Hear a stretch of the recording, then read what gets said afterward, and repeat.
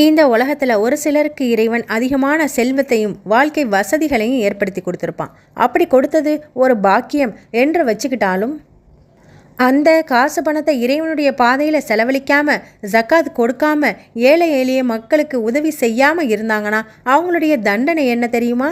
9வது அத்தியாயத்தின் 34, 35 ஆகிய வசனம், எவர்கள் பொன்னையும் வெள்ளியையும் சேர்த்து வச்சு அதனை இறைவனுடைய பாதையில் செலவழிக்காமல் இருக்காங்களோ நீ அவங்களுக்கு கிடைக்க இருக்கிற துன்புறுத்தும் வேதனையை பற்றி நற்செய்தி கூறுவீராக.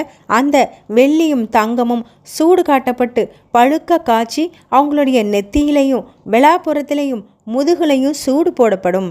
இதுதான் நீ உனக்காக சேர்த்து வச்சுக்கிட்டது.